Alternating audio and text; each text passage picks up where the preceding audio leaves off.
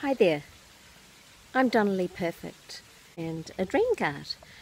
And as a dream guard, we go into schools and empower kids with tools to stand up to bullying in a positive way and to empower them to believe in themselves and build resilience.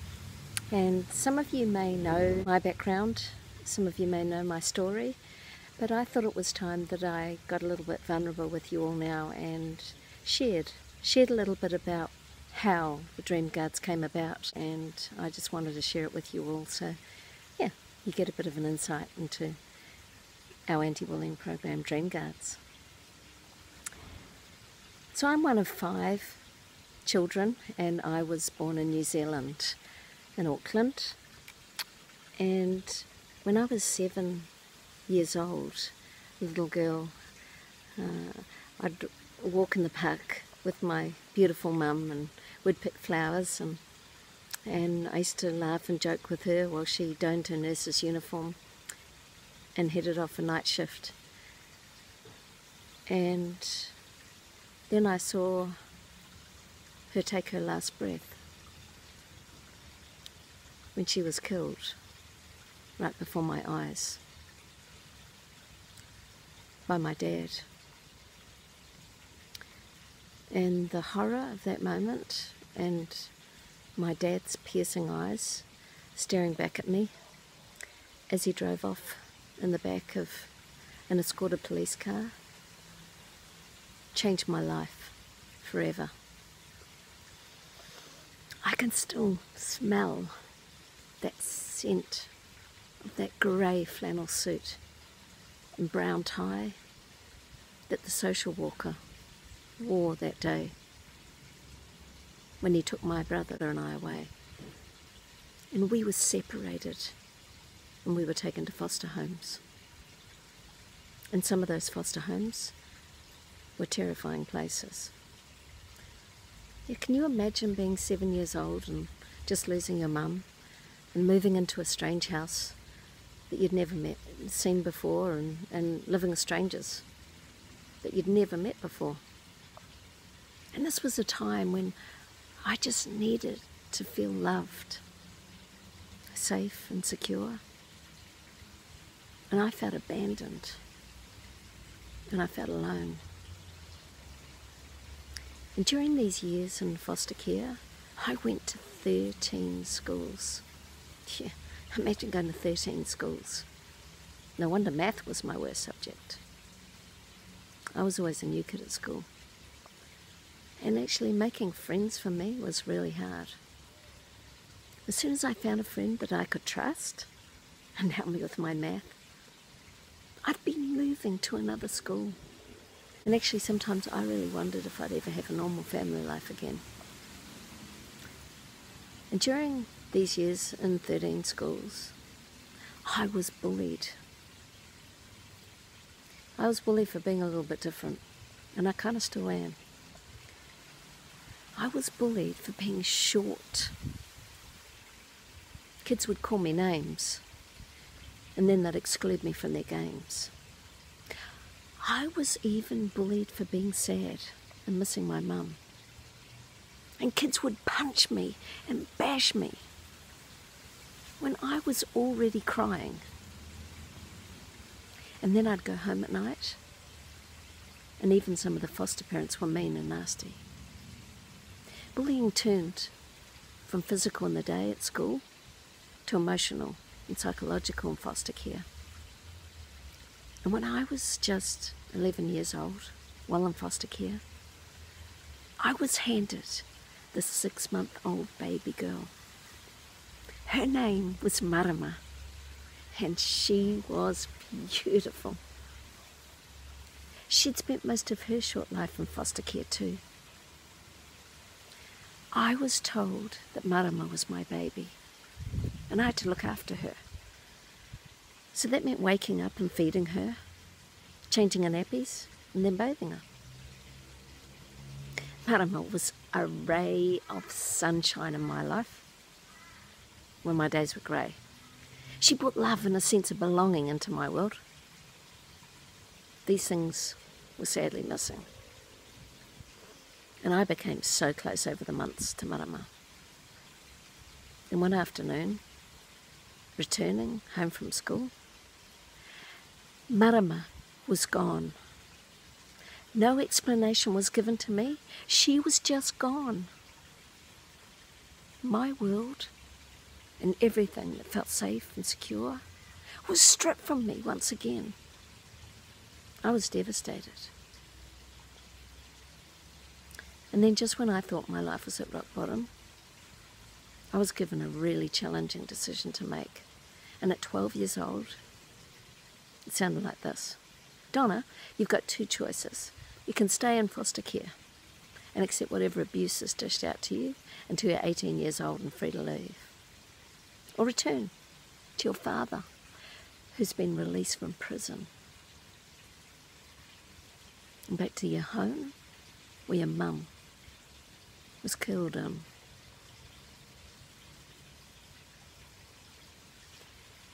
I can't even express, actually, in words, what a gut-wrenching decision that was for me at 12 to make. But I decided to go back to my dad because I would finally be reunited with my brothers again. And after years of being apart, that was a reunion mixed with emotion, actually, because our personal experiences in foster care were all really different. But sadly, most were really negative. Physical and emotional abuse was our daily companion. And I remember being in that home and having the most terrifying nightmare over and over again. That my wallpaper was trying to suffocate me.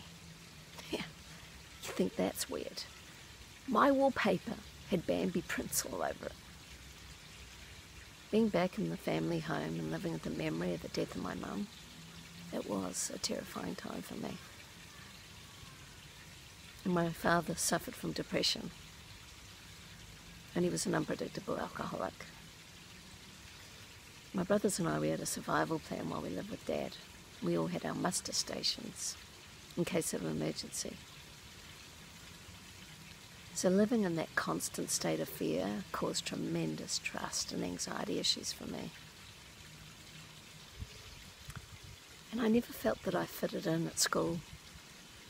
And the bullying continued through high school when kids would torment me with their cruel, cruel words. And they spread vicious rumours that I was living in a haunted house. The only way that I believed I'd find acceptance was to fit in by conforming and trying to be like everyone else. And I lost my true identity. I lost me. But after years of self-development and reaching out for the help and support I knew I needed from organisations like Kids Helpline, Lifeline and Headspace, I came to realise we are not born to fit in, people. We are born to stand out. And we are all born beautiful and unique. And we truly need to celebrate and embrace our differences. My childhood challenges and my bullying experiences have made me the person, the dream girl that stands here before you all today. It's made me stronger. And it's made me more resilient and compassionate. And it's helped me to develop this amazing program that's going to help kids stand up to bullying in a positive way.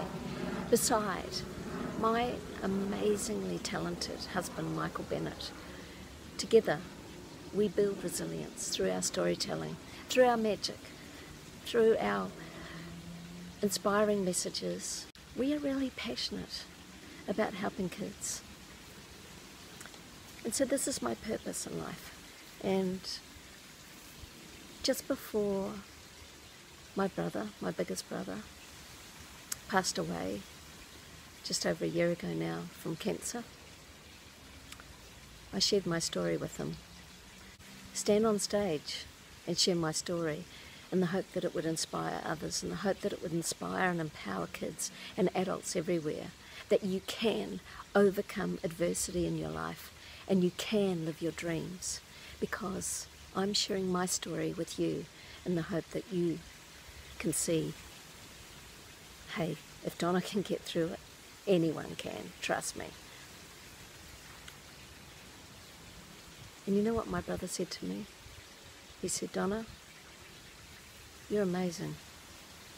And as hard as it is for you to share our story and our experiences and the trauma that we faced as children, it is such a beautiful gift that you are now willing to offer that in the hope that you can help others. And also, it's a beautiful gift to know that our mum's death was not in vain, and that is a true blessing. And I am so grateful for that, that Mum, I'm now able to turn this experience around to something really, really positive. And I just wanted to share and be vulnerable with you all today, and just let you know about my story and how amazing I now feel to be standing alongside my husband on stage as a dream guard and doing what we are doing, living a life of purpose and meaning and making a difference. So please just follow our channel, The Dream Guards, on YouTube, and if you get a chance to share our posts and reach out to your schools and your community, and if there's any way we can help, we're there. And thanks so much for listening to my story today, and have a great Thursday, and catch you soon. Peace.